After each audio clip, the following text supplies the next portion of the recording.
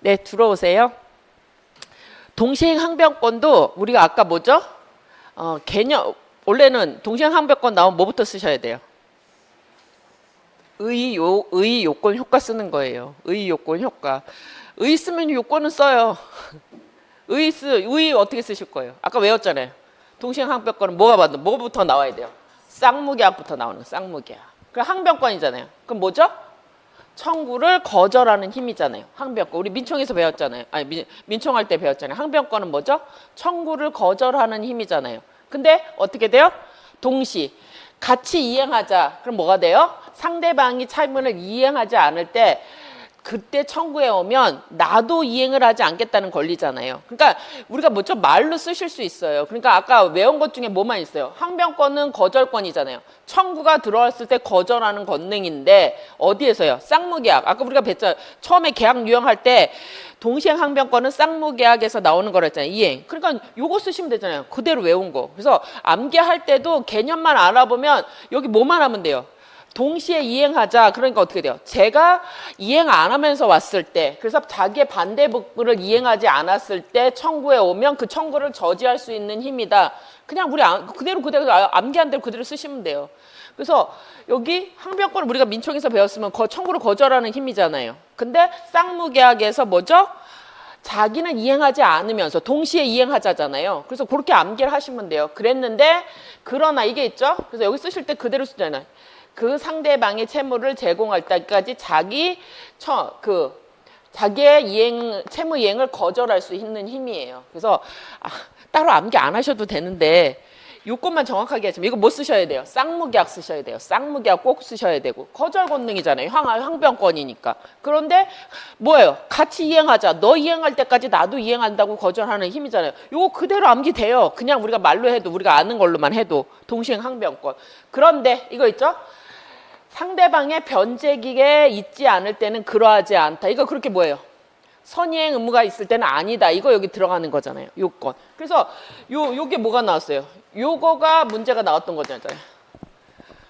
나만 먼저 이행해야 되고 상대방은 이행하지 않으면 이행할 의무가 없으면요. 그때는 동시행 항변 아니잖아요. 나만 이행해야 되니까. 동시행하는 어떻게 돼요? 같이 이행해야 되는 거잖아요. 그래서 중도금 같은 경우는 누구만? 매수인만 의무가 있고 매도인은요 의무 없는 거잖아요. 그래서 매수인만 지급해야 되는 거잖아요. 이러면 동시행 항변해요? 못하는 거잖아요. 그래서 이런 거 그대로 적용하시면 돼요. 그런데 먼저 이행하는 경우에도 현재 곤란한 경우에는 같다. 그러니까 동시행 항변 인정 안 되는 거잖아요. 그래서 이게 원칙이고 그러나 두 개는 뭐예요? 예외잖아요. 예외. 그래서 지금 문제 나온 거는 여기까지 나왔어요. 근데 아직 뭐가 안 나왔어요? 이 불안의 항변권이라고 하는 게 아직 안 나왔어요. 여기가. 그래서 제가 거기에 이제 문제 만들어 놓은 건 여기를 만들어 놓은 거예요. 선이행에 대한 중도금은 되게 많이 나왔잖아요. 그거 다 쓰셨잖아요. 근데 지금 안 나온 게 지금 불안의 항변권에 대해서 안 나왔으니까 요 정도 여러분들이 하나 더 예상 문제 있는 것 정도 하나 추가해 놓으시면 된단 말이에요. 그래서 계속 말씀드리지만 법학은 뭐죠? 의, 요건, 효과 쓰는 거예요. 일단 의만 알면 요건은 나눠서 쓸 거 아니에요. 쌍무계약이 뭐예요? 쌍무계약이 서로 대가관계에 있는 채무가 존재한다. 이게 쌍무계약이잖아요. 풀어 쓰시는 거잖아요. 아까 뭐라고 썼어요? 위에는 쌍무계약이라고 썼잖아요. 그게 어떻게 돼요? 서로 대가적 의무가 있다. 이게 쌍무잖아요. 풀었으면 그거 존재해야 된다. 근데 원칙적으로 어떻게 돼요? 동일한 쌍무계약에서 인정되는 거예요. 그래서 동일한 쌍무계약이 뭐죠? 우리가 지금 앞에서 본 것처럼 쌍무계약의 대표적인 게 뭐였어요? 매도인, 매수인 서로 의무가 있다. 이거잖아요. 쌍무계약. 그러니까 너도 줘. 이게 원래 이거잖아요. 그래서 동일한 쌍무계약에서 하는 게 원칙적으로 원칙이란 말이에요. 이게. 그런데 서로 다른 쌍무계약은 그렇기 때문에 동시행 항변권 발생하지 않는다예요. 하지만 우리가 이제 거기서 그거 아닌 것들이 이렇게 나오잖아요. 이런 것들 나오죠? 아닌 것들. 근데 우리가 예외적으로 되는 걸 외우셔야죠. 예외적으로 인정되는 경우가 있다. 우리가 하나는 외워야 되잖아요. 뭐가 있어요? 임대차, 임차 목적물, 반환 의무랑 누구예요? 매도인, 임대인의 뭐하고? 쌍무계요. 보증금, 반환 의무.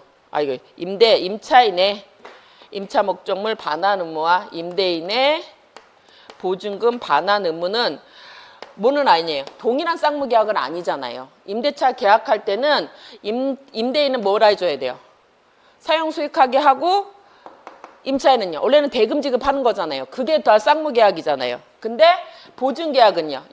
그 임대차 계약에다 플러스 뭐가 있는 거예요? 보증금 계약이 또 하나 있는 거잖아요. 그래서 원래는 동일한 쌍무계약은 아니에요. 근데 우린 다 알잖아요. 예, 계약이 끝나고 나면 임대차 계약이 끝나면 임차인은 목적물 반환을 하고 임대인은 뭘 줘야 돼요? 보증금 반환하는 게 동시행 관계라고 얘기하잖아요. 근데 이건 원칙적으로는 뭐는 아니에요. 동일한 쌍무계약했다는 건 아니란 말이에요. 왜요? 임대차 한다고 해서 항상 보증금 계약해요? 아닐 수 있단 말이에요. 보증금 계약은 어떻게 돼요? 임대차 계약 플러스 합의가 하나 더 있는 거예요. 매매 계약도 마찬가지잖아요. 매매 계약할 때 우리 이거 맨날 사 먹어도 여기다 보증금 뭐죠? 중도금, 계약금 계약 이런 거 안 하잖아요. 임대차도 마찬가지예요. 임대차도 어떻게 돼요? 자전거는 뭐 이렇게 한 번 한다고 항상 보증금, 뭐 임대 남의 집 빌린다고 할 때 항상 보증금 주나요? 우리 호텔 가서 자고 할 때 임대차잖아요. 일시 임대차. 근데 뭐 거기 보증금 내고 들어가지 않잖아요. 하루 살고 그냥 오는 거잖아요. 그래서 여기는 임대차 계약하고 보증금 계약은 어떻게 돼요? 다른 합의가 하나 더 있는 거예요. 매매할 때 계약금 계약이 있는 경우는 계약금 계약이라는 게 하나 합의가 더 들어가는 거잖아요. 그래서 이거는 원래는 동일한 계약에 동일한 쌍무 계약했다는 건 아니란 말이에요. 동일한 쌍무 계약은 어떻게 돼요? 매도인하고 매수인하고 이렇게 관계 있잖아요. 두 개. 한 사람은 목적물 이전하고 한 사람은 대금 지급. 이거 뭐죠? 하나의 계약에서 양쪽의 쌍무 계약. 이게 동일한 계약의 쌍무 계약이란 말이에요. 임대차는요. 임대인은 목적물을 사용 수익하게 하고 임차인은 뭘 해야 돼요? 차임 지급이 동일한 쌍무 계약에서 인정되는 거고, 보증 계약은 임대차 계약하면서 뭐가 들어가는 거예요? 보증금 계약이라는 이거 뭐예요? 얘는 요물 계약이잖아요. 보증금 지급하고 계약이 하나 더 들어간 거란 말이에요. 그래서 동일한 쌍무 계약은 아니에요. 근데 판례가 이거 인정하죠? 왜? 공평의 원칙으로 넓혀줘야 한다. 그래서 예외적이에요. 비쌍무 계약의 채무의 경우에도 공평에 근거해서 예외적으로 동시행 관계가 있는 거다. 이거는 외우셔야죠. 왜요? 임대차 나오는 거에 가장 대표적인 거 하나잖아요. 보증금 계약하고 관련해서. 그래서 여러분들이 이렇게 동시행 항변권 쓸 때 뭐부터 쓰셔야 돼요? 원래는 동일한 채무지만 예외적으로 인정된다. 이거 하나 써주시면 된단 말이에요. 그래서 원래는 이거부터 쓰는 거잖아요. 쌍무 계약에서. 근데 임대차 계약 체결할 때 항상 보증금 계약이 같이 체결되는 건 아니잖아요. 그래서 요것도 그 중에 하나 가장 많이 나올 수 있는 것들이잖아요. 많이 썼는데 그렇게 생각 안 하고 썼던 거잖아요. 그래서 이런 것들을 확인하셔야 돼요. 그래서 쓸 때 항상 의의를 생각하셔야 돼요. 제일 중요한 건 뭐라고 했어요? 쌍무계약이잖아요. 쌍무계약. 아까 우리가 처음에 했을 때 쌍무계약에서는 동시행항변권하고 위험부담이 문제된다고 얘기했잖아요. 그럼 동일한 쌍무계약에서 동시행관계가 인정될 거잖아요. 근데 얘네들은 계약이 2개 있는 거잖아요. 사실은. 그쵸? 2개 있는 거잖아요. 그러면 이런 것들 많이 나오는 것들을 딱 알고 계셔야 돼요. 얘는 무조건 나올 수 있는 거잖아요. 임대차는 무조건 나온다고 보셨다. 어디서 나올지 모르지만 임대차는 그냥 나온다고 생각하시고 보셔야 되는데, 그 중에서 보증금 계약은 우리가 매일 연습하셨던 것 중에 하나였잖아요. 그럼 이거 쓰셔야 된단 말이에요. 원래는. 근데 그냥 당연히 하고 있단 말이에요. 근데 당연히 하는 게 아니라 원래는 동시행 쓸 때 이걸 쓰셔야 되면 여기는 아닌 게니까 확장이라고 쓰셔야 된단 말이에요. 동일한 쌍무계약은 아니지만 공평의 원칙상 쌍무계약의 공평의 원칙상 동시행관계를 인정하고 있다. 판례다. 이거 써주지는 사람하고 그냥 갖다 쓰는 사람하고 똑같겠어요? 근거를 대주는 거잖아요. 그리고 원래는 인정 안 돼야 되는 건데 공평의 원칙상 인정된다는 거잖아요.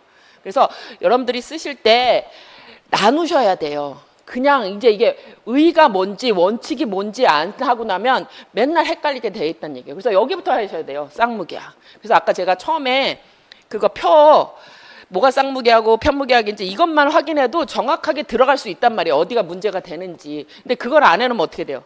그냥 느낌대로 쓰는 거예요. 아, 이거 이 느낌이잖아. 이 느낌이잖아. 이렇게 쓰신단 말이에요. 그래서 그거를 나눠주시는 게 의의 요건을 잘 쓰시란 얘기예요. 그래서 그렇게 쓰시면 여기 되시는 거고, 그래서 쌍방이 채무에 변제기가 있어야 된다. 그러니까 선의행 의무 있는 자는요, 동시행항변권을 행사할 수 없죠. 자기만 이행해야 되니까. 근데 예외가 계속 나왔죠. 예외. 하지만 이렇게 조문에 있는 거 불안의 항변권, 또 하나는 뭐죠? 나중에 선이행 의무가 안 있는 동안 둘 다 동시행한 관계에 놓이는 관계로 놓이면 그때는 인정된다. 그래서 이게 대표적인 게 뭐였어요? 이미 2번이나 기출됐죠? 중도금 지급을 이행 지체하고 있는 경우에 중도금은 매수인만 선이행 의무 있는 거잖아요. 그때는 중도금 지급할 때는 자기 동시행하라고 얘기 못 하잖아요. 근데 불이행하고 있는 상태에서 어떻게 돼요? 잔금으로 동시행 관계가 놓이면 중도금과 잔금까지의 이행 지체로 인한 책임과 잔금 그게 다 동시행 관계가 돼버린다 하는 거죠. 요건 2번이나 나왔어요. 여기는. 그래서 제가 문제 낸 건 요걸 냈었죠. 여기 아직 안 나왔던 거. 그래서 요거 냈던 거 보시면 되고 여기는 2번 나왔어요. 중도금하고 관련된 건 2번이나 나왔어요. 기출 문제 보시면 그래서 여러분들 이제 기출 나온 거는 무조건 확인하셔야 돼요. 왜요? 남들도 다 맞힐 거니까. 그러니까 그건 기출은 확인하시고 기출에서 하나 더 보자면 여기가 안 나왔으니까 예상은 여기가 될 수도 있다. 이렇게 보시는 거죠. 그래서 기출은 급쪽에 나왔다. 그래서 3번 일방이 자기 의무의 이행 없이 상대방에게 이행을 청구했어야 되죠. 자기 거 하면서 하면은요. 그러면요. 책임 내줘야 되니까 동시행하는 거니까. 그래서 안 된다. 그거. 그리고 여기 중요한 거 이거죠. 배제 특약 부존재. 왜요? 처음부터 동시행 우리 항변하지 말자. 합의할 수 있어요? 합의할 수 있어요. 왜요? 동시행 항변거든요. 이미 규정에서 포기할 수 있다고 그랬잖아요. 그래서 아줌마한테 뭐라고 얘기해요?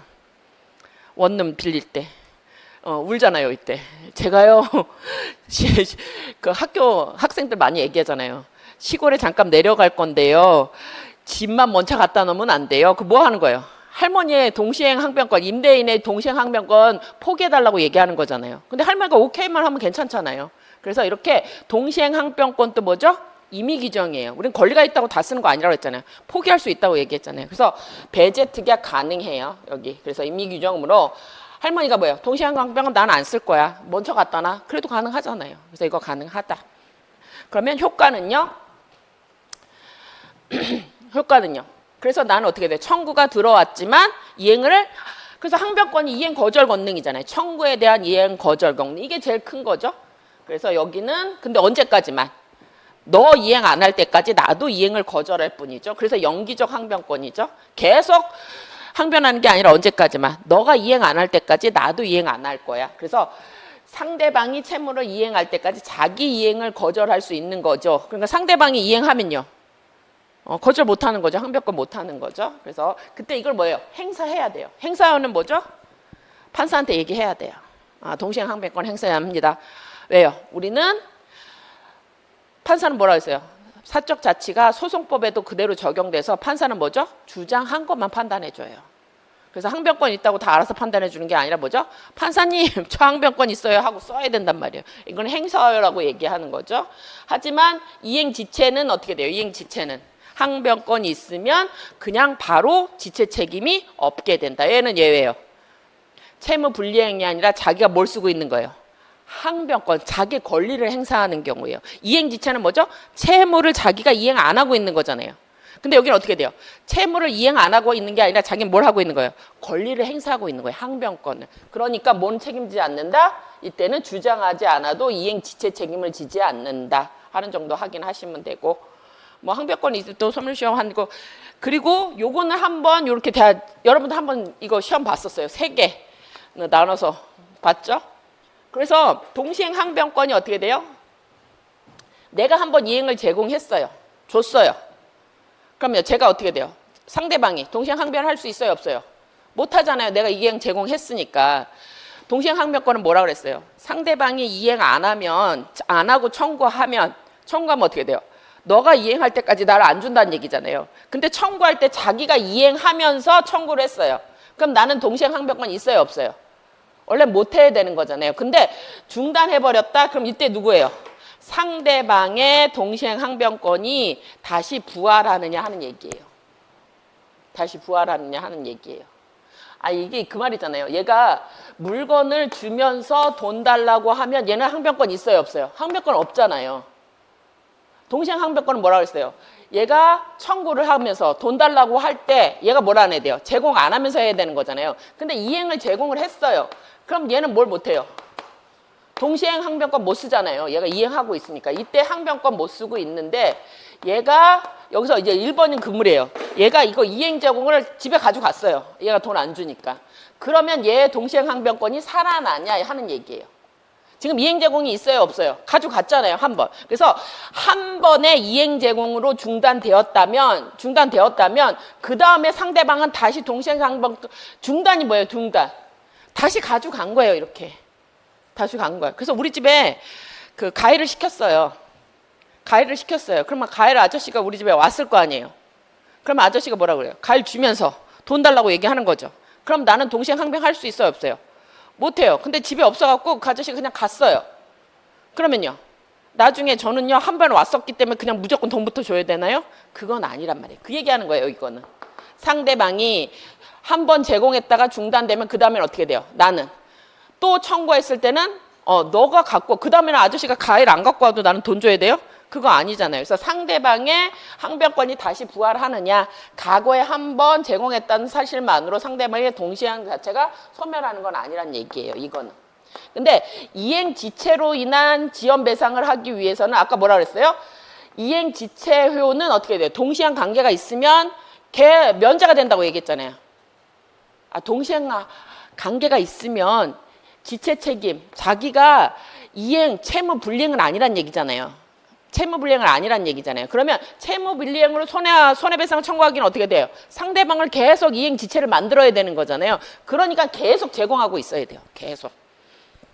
그렇죠? 근데 이행 지체를 원인으로 한 해제권 어떻게 돼요? 이행 지체가 성립하고 플러스 뭐가 있어야 돼요? 상당한 기간을 정해서 최고해야 되잖아요. 그때 최고할 때는 계속 제공하고 있어야 되는 건 아니란 얘기예요. 여기나 이행 지체하려면 계속 제공하고 있어야 돼요.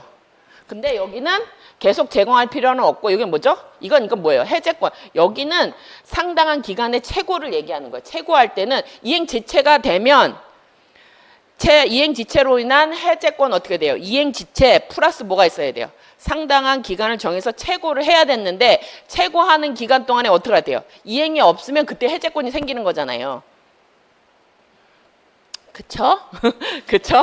그래서 이행 지체가 되기 위해서는 요건이 어떻게 돼요? 이행이 가능함에도 불구하고 얘가 이행기, 변제기에 이행 안 했고 그것이 어떻게 돼요? 채무자의 고의 가실로 이뤄지고 위법해야 되는 거잖아요. 위법하기 위해서 뭐가 깨져야 돼요? 동시행 항변권이 깨져야 되는 거잖아요. 그럼 뭐가 됐어요? 이행 지체가 된 거죠. 근데 이행 지체로 인한 해지권을 하기 위해서는 요건이 어떻게 돼요? 상당한 기간을 정해서 최고하고 최고했는데도 이행 안 하면 그때 어떻게 돼요? 이 계약은 없던 걸로 하자 해제권이 생기는 거잖아요. 그래서 여기는 이행 지체가 되고 해제권 하기 위하면 상당한 기간을 정해서 최고를 해야 되는데 그 최고 기간 또 이 계속 제공이 있어야 하느냐? 그건 아니란 얘기예요. 이거는 준비만 하고 있으면 된다는 얘기예요. 준비만 하고 있으면 된다. 그래서 요것들 차이 확인하세요. 그래서 요거 제가 한번 3개 다 같이 물어봤잖아요. 하나씩 나눠서 물어봤었죠.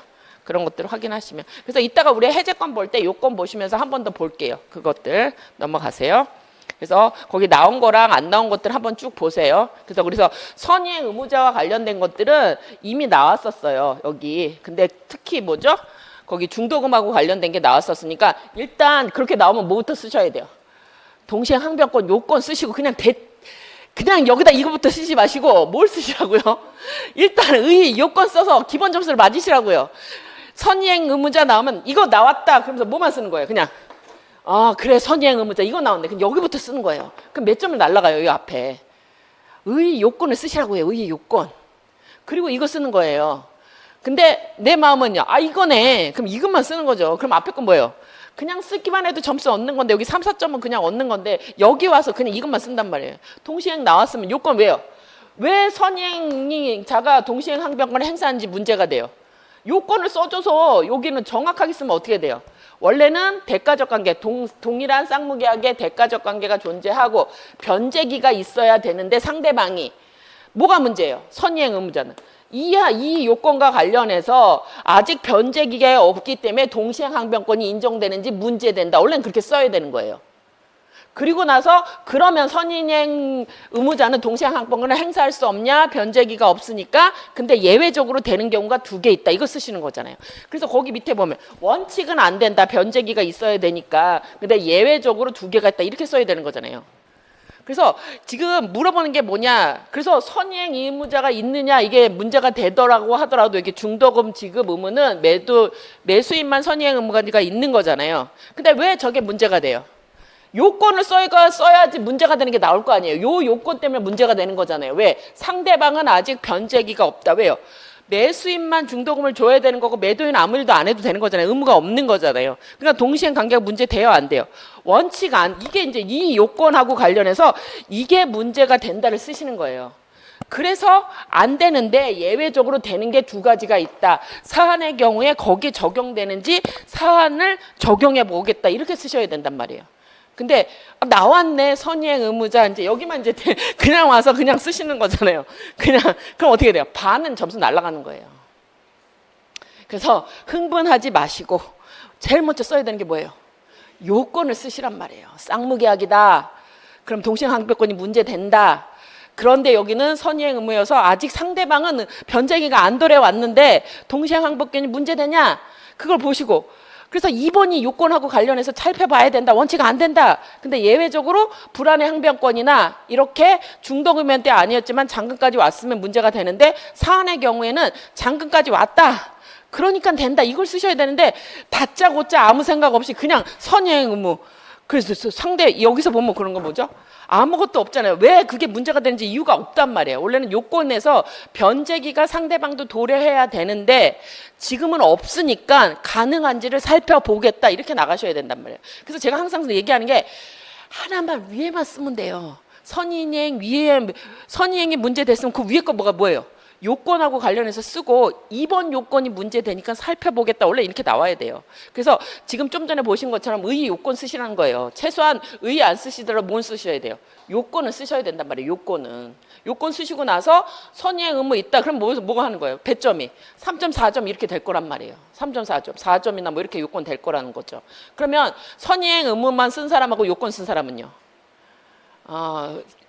이게 읽는 사람이 마구 뭔지 모르지만 그냥 마구 논점만 쓴 사람 아까 논리가 있어야 되는 거잖아요. 이렇게 요건이 갖춰져야 되는데 이게 문제가 되는데 이렇게 되는 사람하고 점수가 달라질 거 아니에요. 일단 논점이 하나 빠졌으니까 점수가 100점 안 될 거고 결론을 내는 것도 뭐예요?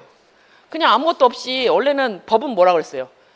이유가 있어야 되잖아요. 뭐가 문제돼서 뭐가 되는지 그 요건이 갖춰졌을 때 권리가 인정되는 건데 왜 인정되는지 안 쓰시는 거랑 똑같단 말이에요. 권리가 있으려면 어떻게 돼요? 법률 행위를 하든지 규정이 있든지 뭐가 있어야 된다고 그랬잖아요. 근거가 있어야 되는데 근거 안 쓰시고 막 쓰시는 거랑 똑같단 말이에요.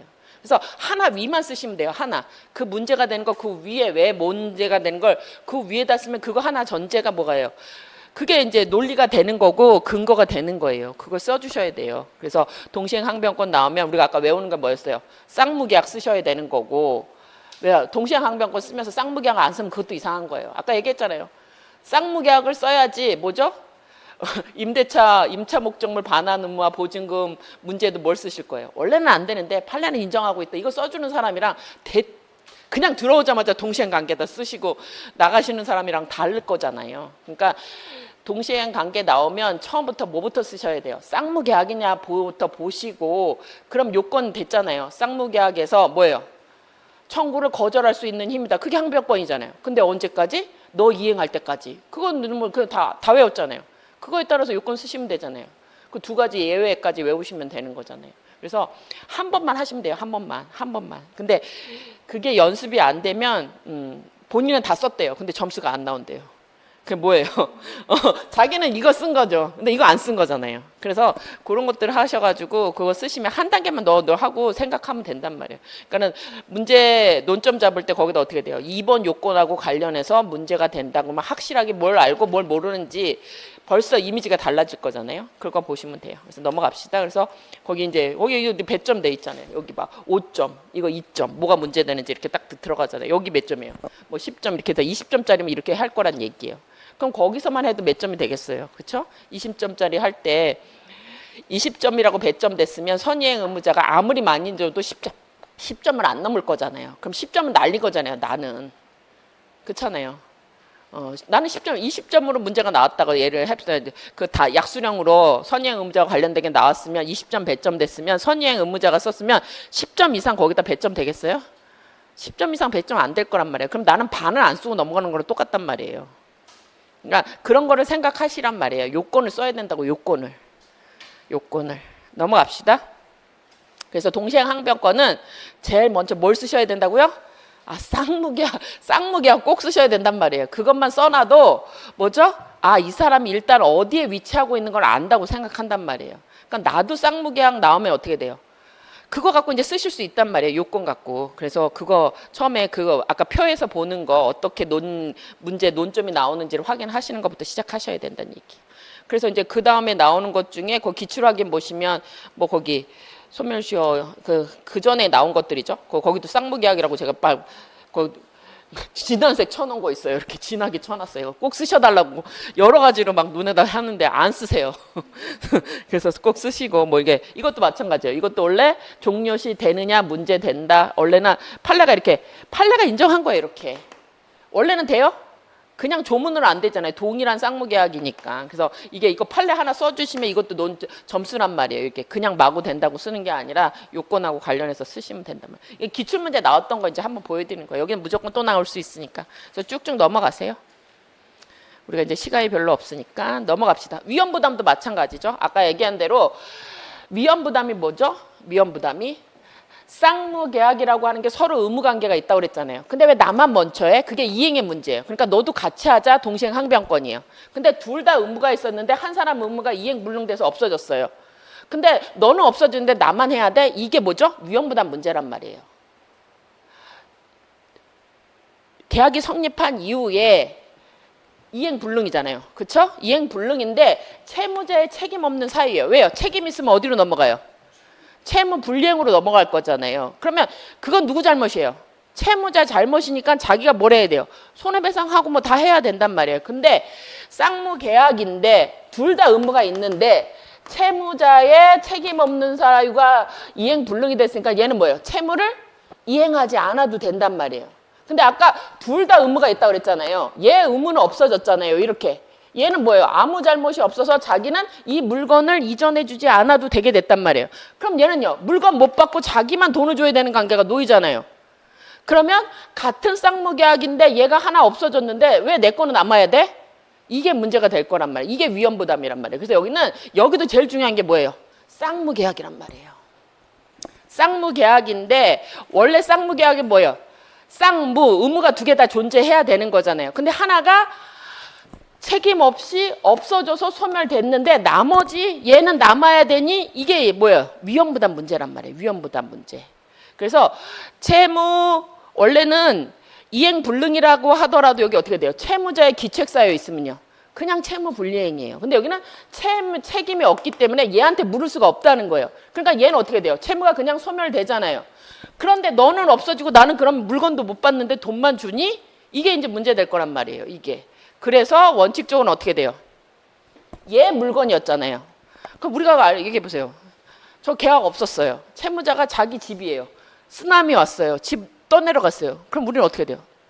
그냥 내가 위험부담 하는 거잖아요. 근데 계약 맺었다고 해가지고 아직 계약만 맺은 사람한테 그걸 넘길 거냐 하는 문제잖아요. 그래서 요거는 그대로 보시면 돼요. 여기도 쌍무계약이었는데 한 사람이 채무자가 책임 없어서 이행불능이 된 경우에 그 불이익을 누가 부담할 거냐. 원칙적으로 누가 부담해야 돼요? 자기 물건 없어지면 자기가 부담해요. 그래서 우린 누구예요? 원칙적으로 책임 없는 사유였을 때 누가 부담해요? 채무자가 부담한다. 이게 이제 원칙적인 얘기죠. 그래서 채무자가 위험 부담한다는 얘기는 뭐예요? 물건은 이미 없어졌잖아요. 그러면 나머지는 뭐예요? 돈을 받을 수 있느냐. 그래서 이걸 뭐라고 얘기해요? 대가 위험이에요. 이미 물건은 없어졌어요. 물건의 위험은 누가 지는 거예요? 얘가 못 받는 거예요.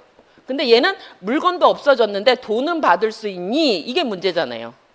얘는 물건도 못 받고 돈도 내야 되니? 이거 문제잖아요. 그래서 여기는 돈이 문제예요. 물건은 이미 없어졌어요. 그래서 이행할 수 있어요? 없어요? 그건 이행 안 하는 거예요. 근데 돈은 이행해야 되니? 이게 뭐가요? 위험부담 문제란 말이에요.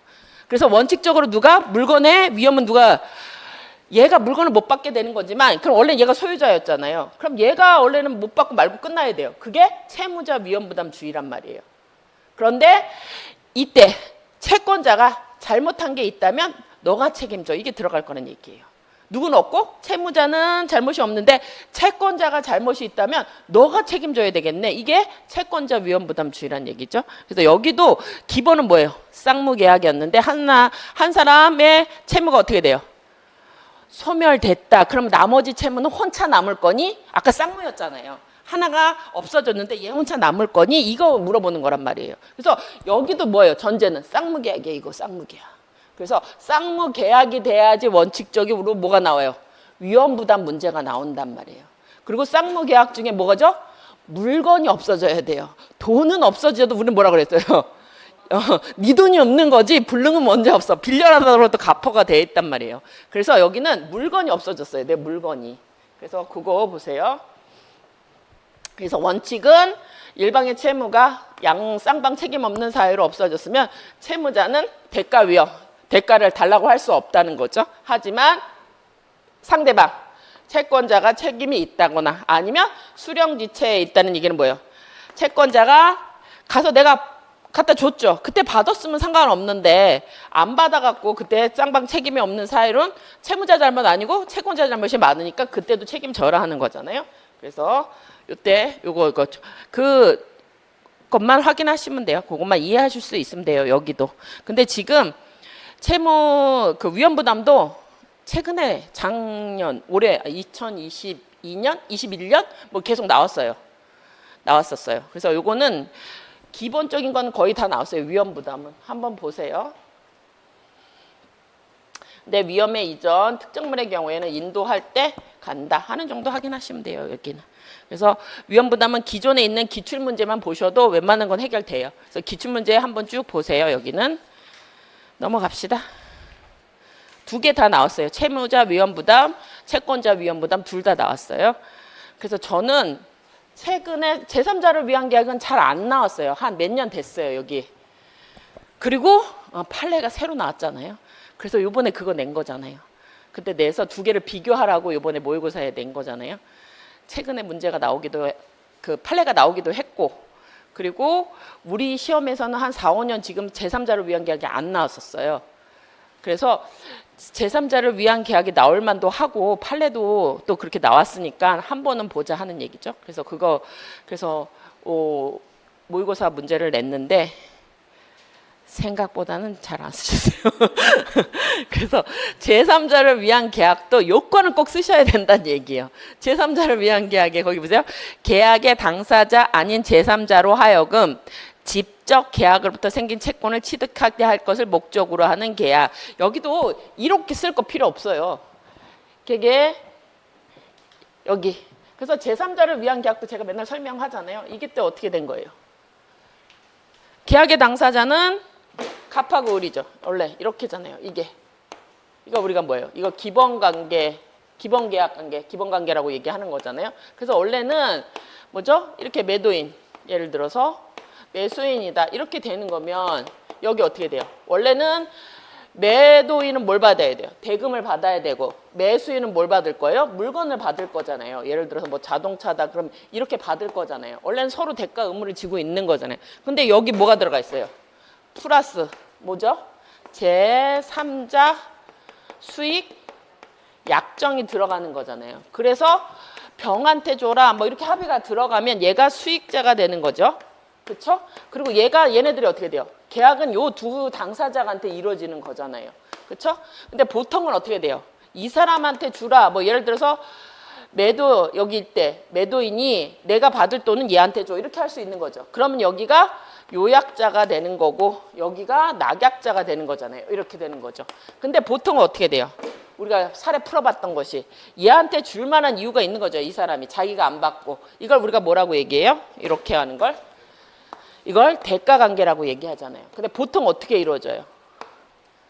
이때 갑이 보통 어째 할아버지가 야 로스쿨에 붙으면 내가 차 사줄게. 대가관계가 만들어진 다음에 얘가 합격을 하면 어떻게 돼요? 사서 줘야 되는 거잖아요. 그래서 이렇게 가게 되는 게 보통이란 얘기예요. 여태까지 나왔던 케이스들이. 그래서 어떻게 돼요? 뭐 대가관계가 있고 그래서 내가 너 합격하면 증여 뭐죠? 조건부 증여잖아요. 정지 조건부 증여 계약을 체결하는 거잖아요. 할아버지가 야 손자야 네가 로스쿨에 합격하면 내가 차를 사줄게. 이게 증여계약을 대가관계를 체결한 거잖아요. 그래서 얘가 합격을 하면 할아버지가 이제 어떻게 돼요? 차를 사서 가서 나한테 주지 말고 얘한테 줘라 이렇게 얘기를 할 수 있는 거잖아요. 이제 바뀌어야죠. 매도인하고 매수인하고. 근데 뭐 어쨌든 요 요건으로 보시면 되는 거잖아요. 줄 이유가 있어야 되는 거잖아요. 그런데 지금 판례가 뭐가 나왔어요? 우리 오늘 판례가 나온 건 어떤 거였었죠? 판례가 나온 거는 지금 보통은 여기부터 시작했단 말이에요. 우리가 여태까지 나온 거는 여기부터 시작하고 여기 이렇게 갔단 말이에요. 이렇게. 근데 최근에 판례가 나온 건 어떻게 되는 거냐면 일단 뭘 못했죠? 갑하고 을하고 매매계약을 체결하고 이렇게 되는 거 같잖아요. 이거부터 시작해서 그래서 이 계약이 유효하다고 생각했을 때 얘가 다시 이렇게 팔아야 될 경우에 그래서 여기서 또 매매계약이 체결한 거잖아요. 매매계약이 체결해서 원래는 어떻게 돼요? 이 집을 이렇게 줘서 이렇게 줘야 되는 거잖아요. 그러니까 그걸 안 하고 어떻게 돼요? 그냥 얘한테 줘라 이렇게 하는 거잖아요. 이게 뭐죠? 이때 이렇게 하라고 뭘 한 거예요? 이게 제3자 수익 약정이 여기서 수익 약정이 이렇게 일어난 거잖아요. 수익 약정. 그래서 여기는 전제가 어떻게 돼요? 매매 계약이 유효하고 그래서 얘에서 집을 여기로 옮겼다가 이렇게 와야 되는데 이렇게 직접 주는 걸로 계약하는 거잖아요. 그러니까 이게 유효하다는 전제로 해갖고 얘가 어떻게 돼요? 여기까지 직접 여기까지 뭐가 된 거예요? 집이 등기까지 이렇게 된 경우였잖아요. 그러니까 우리가 이거 뭐죠? 계약이 근데 나중에 뭐가 됐어요? 얘가 계약이 해제됐을 때 얘가 보호되는 제3자가 되느냐 이게 문제가 됐잖아요. 근데 원래 해제가 됐을 때 해제는 어떻게 되죠? 계약이 해제되면 계약은 소급적으로 무효되니까 물건이 갔던 것도 어떻게 돼요? 원상으로 회복해야 되는 거죠. 집적 효과가 있는데 근데 거기서 어떻게 됐어요? 548조 1항 단서에서 제3자가 보호 규정이 있는데 그때 제3자는 새로운 이해관계를 맺고 뭐까지 있어야 돼요? 등기, 등록 등 완전한 권리가 있는 사람은 보호한다고 얘기했었잖아요. 근데 이 경우에 얘는 뭐까지 했어요? 등기까지 이전했다 하는 거잖아요. 이 경우에 얘를 우리가 수익자지만 여기에 포함된다. 이게 판례가 나온 거잖아요. 이러고 판례가 나온 거잖아요. 그래서 이게 차이가 난다는 얘기를 최근에 이 판례가 나왔으니까 그 순서에 따라서 달라질 수 있다. 그래서 예전에는 계약의 당사자는 이 사람이니까 계약은 해제는 얘네 둘이는 할 수 있다였어요. 이렇게. 그쵸? 얘 동의 받아야 돼요. 얘가. 그런 건 없어도 된다고 얘기했잖아요. 그럼 계약의 해제의 효과는 누구예요? 계약의 당사자들 간에 이루어진다고 얘기했었잖아요. 왜 그러냐면 얘는 어떻게 돼요? 이 계약 이후에 새로운 이해관계자예요? 아니란 말이에요. 얘는 어떻게 돼요? 이 계약 맺기 전에 할아버지가 먼저 증여계약이 이루어진 거잖아요. 할아버지가 뭐라고 얘기했어요? 너가 합격하면 내가 차 사줄게 이렇게 얘기하고 나서 이게 실현이 돼서 이렇게 이루어진 거기 때문에 이 계약 전에 벌써 여기는 관계를 맺은 거잖아요. 이래 둘이 이걸 근거해서 관계를 맺은 게 아니잖아요. 그래서 요게 이제 548조와 관련해서 지금 최근 나온 판례이기 때문에 기존에 있던 것들은 어떻게 돼요? 할아버지 사건이 나오면 이렇게 하시면 되고 이렇게 갖고 이렇게 섞으면 이렇게 해결하시라는 얘기예요. 이걸 먼저 체결하고 기본계약을 체결하고 수익약정을 맺어서 제3자를 위한 계약이 체결된 이후에 이걸 근거로 해서 다시 얘네들이 계약관계를 체결했다면 이건 이 제3자를 위한 계약 자체가 유효한 걸 전제로 해서 새로운 이해관계를 맺은 거하고 똑같다 하는 얘기예요. 그게 요번에 이제 그 전에 한번 냈었잖아요. 여러분들이 열심히 이제 하셔갖고. 그래서 이번에는 두 개를 비교하라고 그냥 모의고사에 두 개 다 그거를 해서 만들어 놓은 거예요. 만들어 놨는데, 잘못 만들었는지. 의도는 있었죠. 이걸 이제 두 개를 비교하시라고. 어떤 게 나올지 알 수 없잖아요. 그러니까 이제 최근이고, 그래서 최근 보니까 오늘도 그거 확인했거든요. 거기 뭐지? 여기 서울고등법원 판례 공부 스타디인가 뭐 이렇게 있어요. 판사들이 하는 게 있는데 저것도 있더라고요. 이것도 있더라고요. 그래서 뭐 제가 다 이거 확인해 보거든요. 이런 것들 뭐 이런 것도 저런 거 이렇게 중요하게 생각하는 판례들 있잖아요. 그래서 오늘 아침까지 다 확인해 봤어요. 뭐 이제 나올 만한 것들을 하는데 저게 있으니까 안 할 수가 없어가지고 또 모르니까 뭐가 누가 될지 알 수 없으니까 중요하다고 지금 판사들도 중요하다고 앉아서 자기네들 스타디하고 있다니까 이게 처음 우리가 이제 하는 거하고 이렇게 많이 바뀌었잖아요. 이 상태가 그거 한 거랑 그래서 한 번은 보셔야 될 것 같아 갖고 그래서 뭐 다른 시험에서도 아직 나오지는 않았는데 그 케이스 문제들이 우리 말고도 많잖아요. 근데 거기서도 이제 케이스 문제 나오고 있고 그리고 뭐 판사들이 자기네들 스터디 하는데 지금 자기네들 거기 중에서 몇 개만 뽑아서 하는 거잖아요. 근데 그 안에 들어가 있어요. 지금 여기. 그래서 한 번은 봐야 될 것 같아서 문제를 냈던 건데 뭐 판례를 알고 계신 분도 있고 아닌 분도 있는데 어쨌든 나올 수도 있고 이게 안 나오더라도 뭘 나올 수 있어요. 제3자를 위한 계약이 한 번은 봤으니까 판사들이 봤으니까 뭐 판사님이 내든 교수가 내든 중요하게 다루고 있으면 저걸 안 내더라도 이거 낼 수 있는 거잖아요. 그러니까 확실히 구별하고 계셔야지. 그리고 우리도 한참 안 나왔어요. 한 5, 6년 안 나왔어요. 그러니까 우리도 나올만 할 쯤 됐어요. 그리고 판례도 있고 중요하다잖아요. 그러니까 한 번은 보자죠. 마지막에서. 그래서 그 문제 마지막에 한번 보세요. 그 모의고사 한 번 더 확인해 보세요. 어떻게 나왔을 때 그렇게 되는지. 그래서 그런 의미예요. 그래서 이거는 뭐하고 관련돼 있어요? 제3자를 위한 계약하고 해제권하고 같이 나올 수 있는 거잖아요. 해제랑 같이 나올 수 있는 거잖아요. 그래서 오늘 문제들이 제3자를 위한 계약, 해제권 이렇게 같이 나오는 문제였잖아요.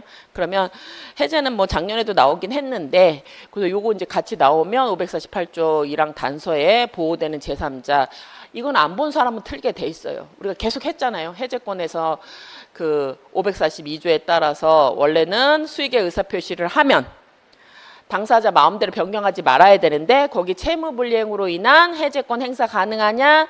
그때는 수익자의 의사표시 없이 동의 없이 가능하다고. 그러면 부당이득은 누구하고 해결해야 되느냐? 계약 당사자끼리 해결해야 된다. 이거였었던 거잖아요. 이게 이제 기본 세팅인데 여기에 해제했을 때 요 상태가 나오면 이것까지 보셔야 된다는 거예요. 이렇게 된 건지 이해관계를 어떻게 맺었는지 제3자 수익 약정이 있는 이 계약부터 맺고 그 다음에 다시 이 계약이 맺었으면 어떻게 돼요? 요걸 기체로 해서 요게 유효하다고 맺었으면 등기까지 갖췄을 때 지금 판례가 여기 이거 나온 거잖아요. 그래서 여기 이렇게 하면 제3자를 위한 계약하고 해제하고 합쳐서 나올 수 있기 때문에 여기는 나올만 하단 말이에요. 제3자를 위한 계약도 해제도 다 중요한 파트 부분이잖아요.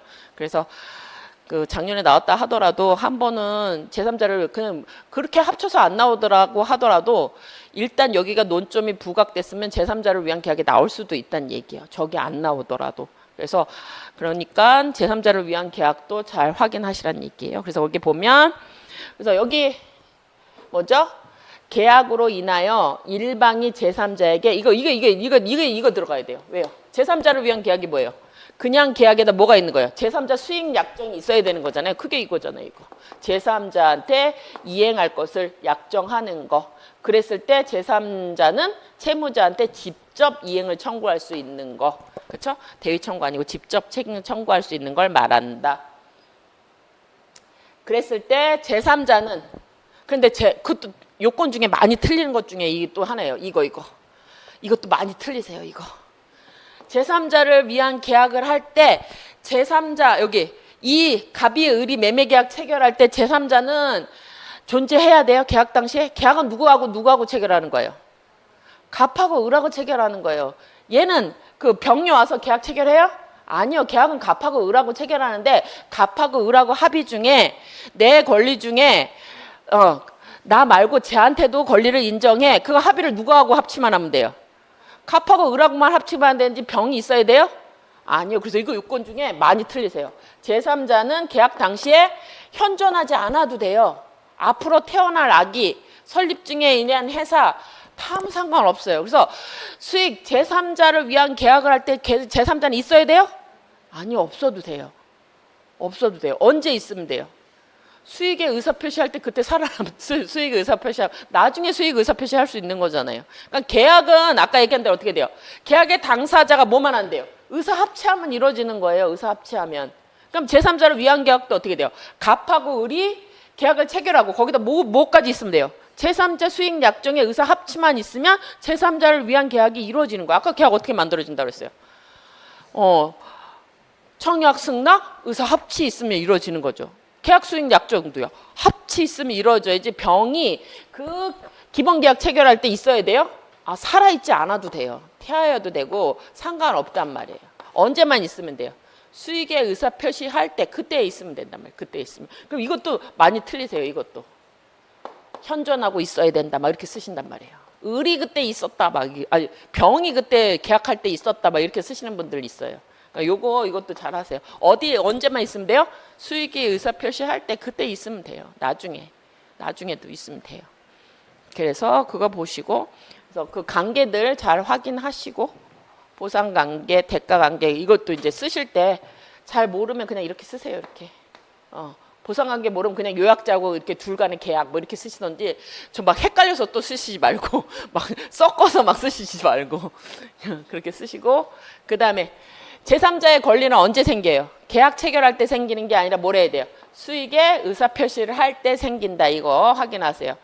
그러면 제3자는 수익의 의사 표시를 하면 계약의 당사자가 되는 거예요? 그건 아니죠. 그래서 여기는 채권자의 지위를 가져요. 원칙적으로 낙약자한테. 그래서 어떻게 돼요? 계약을 이행 안 하면 이행해 하고 이행 안 하면 채무불이행 손해는 하죠. 그래도 뭔 아니에요. 계약의 당사자는 아니다. 이게 제일 중요하죠. 그러니까 뭘 못해요? 해제는 못한다. 그래서 해제로 인한 원상회복 청구 이런 거 못한다예요. 수익 이거. 그런데 아까 원칙적으로 이게 뭐라 했어요? 얘는 새로운 이해관계를 맺은 사람이 아니어서 원칙적으로 보호되는 제3자에 해당하지 않는다. 이게 원칙이었단 말이에요. 이게. 왜요? 아까 얘기한 대로 할아버지 우리 주로 판례가 이거였잖아요. 먼저 대가관계가 만들어지고 이렇게 이루어지는 경우가 많았는데 지금 판례는 이렇게 이루어졌던 경우가 있기 때문에 여기가 지금 안 된다고 하는데 예외적으로 되는 경우가 발생했다는 얘기예요. 요거. 그래서 여기가 지금 이게 세모일 수도 있어요. 그래서 저 두 가지를 나눠서 생각하셔야 돼요. 요거. 그래서 원칙 그냥 저런 관계 아니면요. 옛날 걸로 그냥 푸시면 되는데 저렇게 기본 관계가 맺어지고 그 다음에 대가 관계가 만들어졌을 때는 이게 유효하다고 생각해서 만들어지면 548조 1항 단서의 제3자에 해당할 수도 있다는 얘기예요. 뭐까지 있어야 돼요? 등기까지 있어야 돼요. 등기 등록 완전한 권리 취득이 있어야 돼요. 새로운 이해관계만 맺은 게 아니라 뭐까지 있어야 돼요? 등기 등록은 있어야 돼요. 그래서 이 경우는 어떻게 돼요? 소유권을 얘한테 직접 등기해 준 경우였었죠. 거기 문제 사례에 나왔던 거는. 그래서 그런 경우에 해당할 수 있다 하는 거니까 한번 보세요. 그래서 이제 수익의 의사 표시했을 때 거기 요건 중에 이제 조문 확인하시면 그래서 얘는요. 얘가 수익의 의사 표시 안 하면요. 일로 가야 되는 거잖아요. 얘가 꼭 받아야 돼요? 수익 약정이 있다고 하더라도? 얘가 그러는 거죠. 뭐라고 얘기하는 거예요? 할아버지 난 그런 똥차는 안 탈래요. 안 받아. 수익의 의사표시 안 하면요. 저 둘 일로 줘야 되잖아요. 그러니까 그 수익의 의사표시를 해야지 을이 누구한테 이행할지가 결정되는 거잖아요. 그래서 그거를 의사표시 안 하면 뭘 해야 돼요? 할 거야 말 거야 상당한 기간을 정해서 최고한다. 거기 확답 하기시고 그리고 수익의 의사표시를 하면 원칙적으로 얘가 의사표시를 하면 이제 누구의 권리가 됐어요? 얘가 얘한테 권리가 생기는 거잖아요. 그러니까 이때는 이것도 조문 이거 확인하세요. 이게 541조에다 임의로 변경 금지예요. 이게 원칙이다.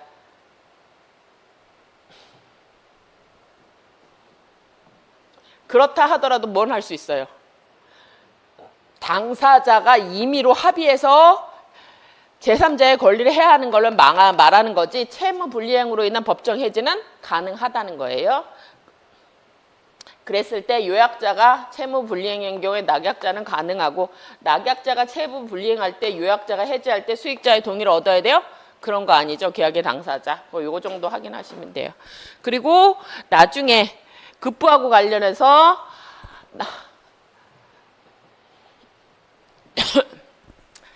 낙약자는요. 계약의 당사자는 얘네 둘이었잖아요. 그러니까 요 계약의 항변으로서 누구한테 대항할 수 있어요? 얘한테 대항할 수 있는 거죠. 그거 그러니까 항변권하고 관련된 것도 잘 보세요.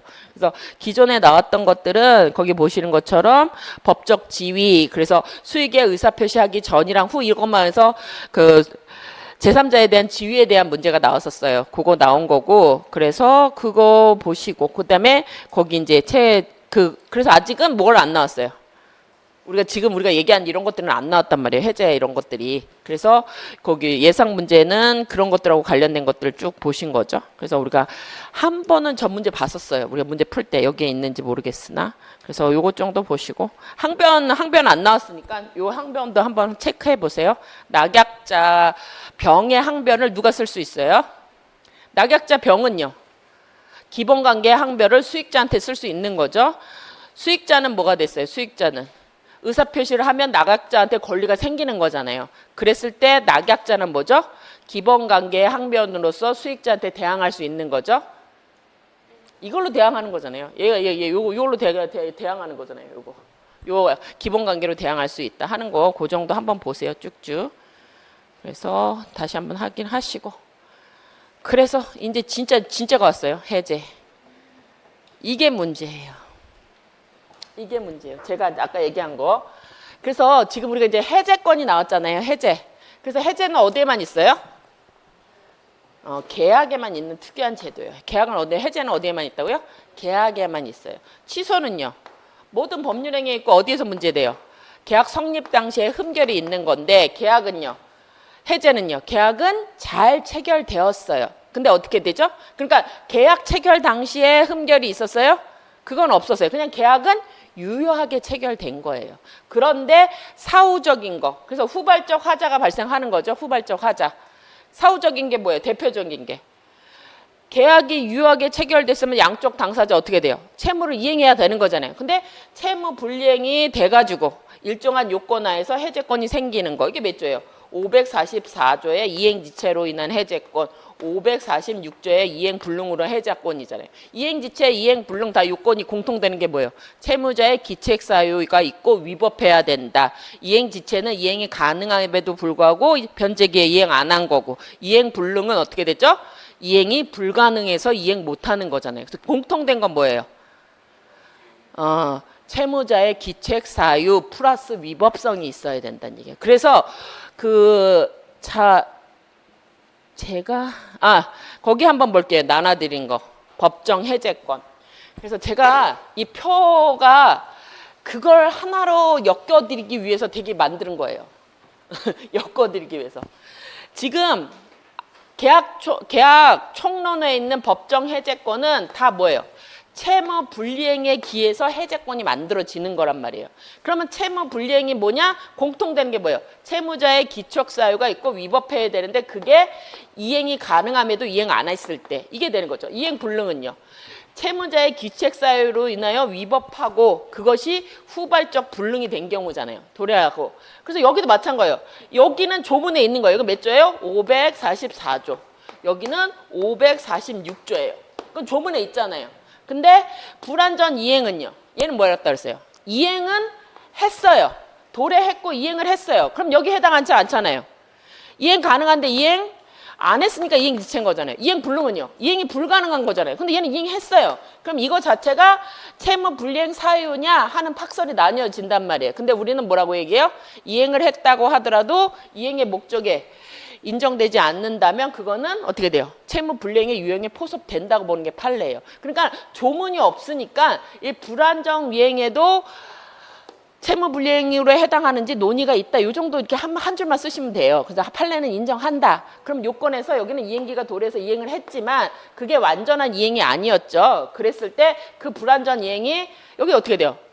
채무 불이행이니까 귀책사유가 있고 위법한 거 이건 동일하게 적용된단 말이에요. 그래서 요거 요건이 요거 그대로 되는 거잖아요. 근데 이때 불완전 이행이라고 하는 거는 이행을 했다는 얘기잖아요. 했다는 얘기잖아요. 그래서 이때 불완전 이행은 주된 급부 의무가 불안정됐을 때 해제권을 행사하는 거예요.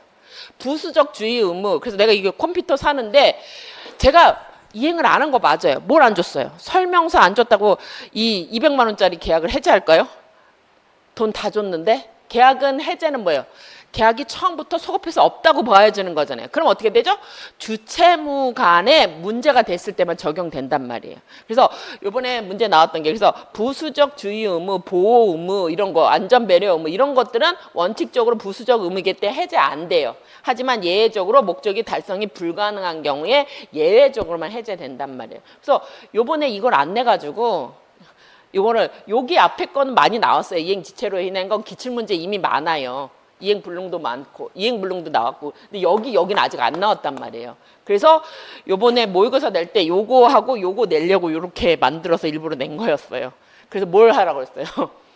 그래서 제가 거기다 썼잖아요. 채무 불이행이다. 그거 채무 불이행을 하라고 하는 건 여행 계약이라도 이걸 쓰라는 얘기잖아요. 그리고 해제가 아니라 해지가 아니라 해제를 쓰시라고 얘기했거든요. 이행이 됐는데 어떻게 돼요? 승마를 타러 갔는데 이행을 한 거잖아요. 태워줬잖아요. 근데 어떻게 돼요? 안전 의무 모자 안 씌우고 막 그래서 떨어졌잖아요. 그래서 내가 다쳤잖아요. 그러니까 여기는 뭐죠? 이행은 됐는데 원래는 어떻게 돼요? 안전하게 저를 잘 내리켜줘 해야 되는데 어떻게 됐죠? 채무가 완전하게 아니어서 내가 머리를 다쳤잖아요. 그러면 이게 이제 요건이 저 귀책사유 있죠? 뭘 안 했어요? 완전한 의무 그 안전 배려 의무 설명 안 하고 이렇게 타세요 이런 거 안 했고 모자 안 씌웠다 그럼 이거 위법한 것이고 그랬을 때 이거 자체가 해제권이 되느냐? 그런데 이건 뭐죠? 이게 부수적 주의 의무이기 때문에 요거는 어떻게 돼요? 원칙은 해제 안 되지만 머리가 딱 깨져가지고 여행을 할 수 없다. 그럼 이거 목적 달성할 수 없더니 해제 가능하다. 요거 쓰시란 얘기였는데 이 부득이한 해지 막 이런 거 쓰셨어요. 그래서 요런 얘기예요. 지금 안 나온 거 써보자고 한 거예요. 그래서 여기까지는 나왔어요. 우리 기출문제로 이미 나왔어요. 이행지체는 여러 번 나왔고 그래서 요거나 요거 중에 한 번 나올 수도 있겠다 싶어갖고 그거 보신 거예요. 그래서 여기까지 하기 위해서 했던 거예요. 그래서 이행 거절도 원칙적으로는 조문에 안 들어가지만 판례가 독립된 거절 사유로 보고 있어요. 왜 그래요? 이행기 돌아올 때까지 기다려야 되느냐 하는 거예요. 절대 안 하겠다고 자기는 절대 이행 안 하겠다고 하는데 그때까지 기다려야 되느냐 이런 게 문제가 있어서 독립된 사유로서 인정하고 있다. 여기 하는 것들 요건 한 번 더 보시란 얘기예요. 그래서 어쨌든 그렇게 보면 해제권이라고 저런 요건이 채무불이행에서 근데 이행지체의 경우에는 뭐가 꼭 들어가야 돼요. 이행지체 채무불이행의 요건 플러스 뭐가 필요해야 돼요. 최고가 필요하다. 그랬을 때 상당한 기간을 정해서 최고를 해야 되는데 최고할 때 상당한 기간을 안 정해줬으면요. 최고의 효력이 없나요? 아니죠. 최고의 효력은 있는데 어떻게 돼요? 상당한 기간이 지나서 효과가 나타나는 거죠. 이거 논점 하나고 가다 최고는 원칙적으로 뭐죠? 자기는 갚을 게 100만 원밖에 없는데 1000만 원 갚으래요. 이게 최고에 해당하느냐? 가다 최고는 원칙적으로 해당하지 않는다. 그런데 정기적으로 하는 거. 이건 조문에 있죠? 545조죠. 5조의 정기행위의 경우에는 최고 분류한다 이런 거 있잖아요. 그래서 최고가 필요한 건 이행지체죠. 그리고 그런데 그래서 얘가 어떻게 돼요? 최고 기간 내에 이행했으면요. 해지 못하는 거죠. 계약을 잘 이행했으니까. 그래서 이행하지 않아야 되는데 아까도 쌍무계약의 경우에 이때는 뭐죠? 이행 지체할 때는 어떻게 돼요? 자기가 이행을 해야 되는 거잖아요. 근데 여기는 이행 지체가 됐고 상당한 기간의 최고를 위해서 계속적 채공은 불필요하고 준비만 하고 있으면 된다. 이거죠. 아까 우리가 있던 거 그 맨 아래쪽에 이거 있었잖아요. 아까 동시행항변권 비교했을 때. 그래서 요거라고 같이 보시란 얘기예요. 요 정도. 나머지는요. 이행 불능됐으니까 최고 필요 없고 여기도 이행 거절했으니까 최고 필요 없다는 거죠. 그래서 최고 필요한 건 사실 여기예요. 여기예요. 이행 지체. 그렇죠? 그러면 뭐 단독행위에 대해서는 원칙적으로 이거 한번 봅시다. 그래서 행사는 여러 명 있으면 같이 써야 되는 건데 단독의 의사표시죠. 형성권이잖아요. 의사표시 하나로 인정되기 때문에 원칙적으로 조건 못 붙여요. 근데 뭔 가능해야 돼요? 정지 조건부 해제는 가능하다는 거죠. 이게 무슨 얘기예요? 이게 원래는 아까 어떻게 돼요? 이행 지체가 생기면 상당한 기간에 최고를 해야 되는 거잖아요. 그래서 얘가 뭐죠? 이행 지체할 때 뭘 해야 돼요? 이행 지체를 만들기 위해서는 이행 제공을 해야 되는 거잖아요. 그래서 언제까지 하라고 할 때 여기서 그때까지 여기서 이게 하는 거죠. 상당한 기간을 정해서 최고할 때 그때 이행 안 하면 계약에 뭐가 있어야 돼요? 원래는 여기 뭐가 하나 더 들어가요. 해계 위해서는 요렇게 요건이 갖춰지면 뭐가 만들어지는 거예요? 해제가 만들어지는 거잖아요. 해제권이 만들어지는 거잖아요. 근데 아까 뭐가 필요해요? 해제가 되기 위해서는 해제권만 만들어졌다고 해제가 되는 게 아니라 뭘 해야 돼요? 의사표시가 상대방한테 도달해야 되는 거잖아요. 그러면 여기 이행을 최고한 다음에 또 뭐가 필요해야 돼요? 의사표시를 한 번 더 해야 되는데 이때 의사표시를 더 안 하는 거예요. 그 최고할 때 그때까지 이행 안 하면 여기다 뭘 붙이는 거예요? 그게 의사표시가 있다는 걸로 이렇게 보게 해주겠다는 거예요. 그건 가능하다는 거예요. 여기는. 그래서 원래 해제권은 형성권이기 때문에 해제권이 생겼으면 뭘 해야 돼요? 해제권을 안 쓸 수도 있기 때문에 해제권을 상대방한테 의사를 표시해야지 그때 효과가 나타나니까 이렇게 최고 말고 또 하나가 뭐가 있어야 돼요? 의사 표시가 있어야 되는데 이때 최고할 때 네가 그때까지 이행 안 하면 나는 계약을 최고하는 의사 표시가 있는 걸로 보겠다는 게 이게 정지 조건부 해제예요. 그거는 가능하다는 거. 왜요? 원래는 단독행위이기 때문에 조건을 못 붙이는 거지만 이런 경우에는 뭐죠? 상대방한테 불이익이 없단 말이에요. 그래서 예외적으로 인정된다. 아직 여기는 안 나왔어요. 기출이 아직 여기는 안 됐어요. 다른 시험에서는 많이 기출됐어요, 이것들이. 근데 우리 시험에서는 아직 안 나왔어요, 여기 자체가. 그래서 이행지체가 나온다면 이행지체 요건은 여태까지 되게 많이 나왔었잖아요. 그러면 이제 여기 하나가 더 들어갈 수도 있다 하는 얘기죠. 여태까지 나온 거는 요 요건에서만 나왔어요, 요 요건에서. 여기는 아직 안 나왔어요. 기출은 안 됐어요, 여기가.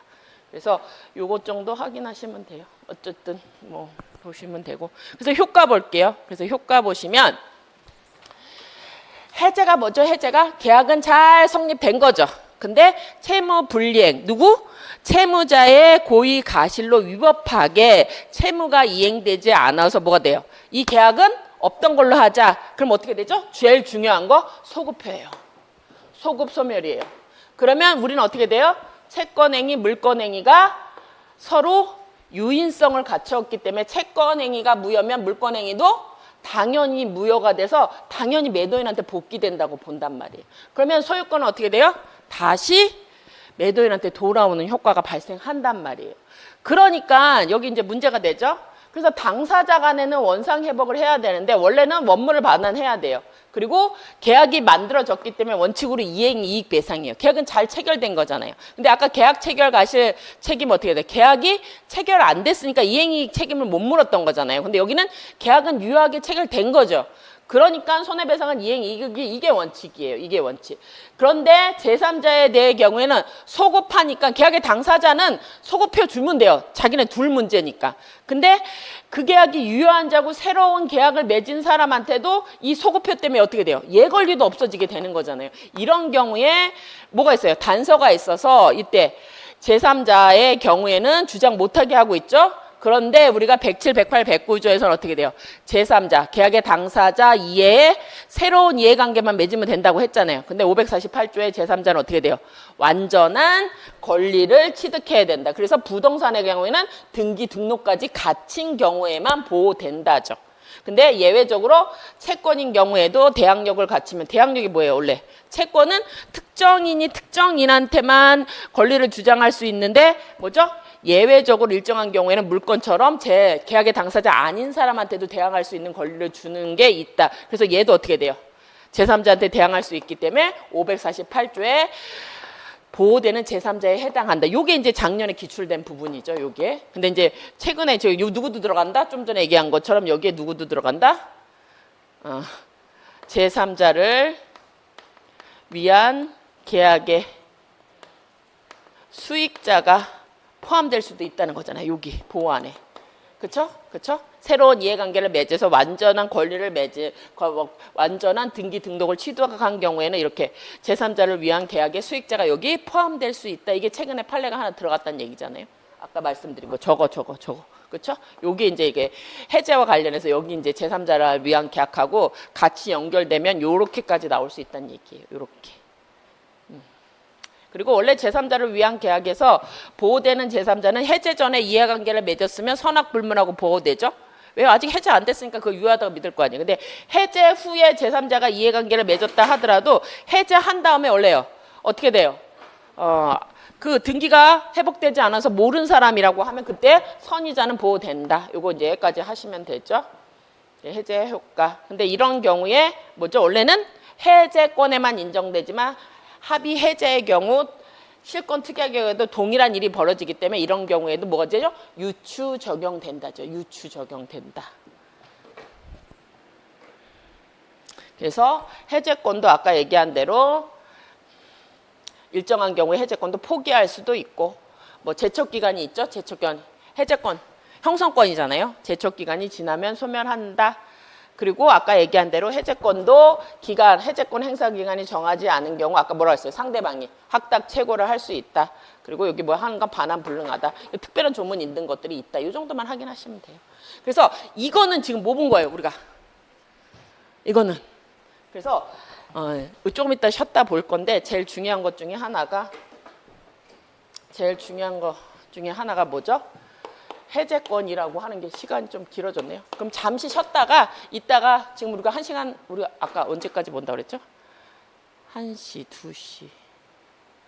1시 반 정도 이거 1시 한 타임 더 하고 할 거니까 쉬었다가 봅시다. 쉬었다가 우리가 이거 볼 거예요. 아까 그 나눠드린 거 있거든요. 계약의 특별한 소멸 사유 중에 해제 해지권하고 관련해서 전체적으로 한번 정리해 드릴게요. 그럼 잠시 쉬도록 할게요.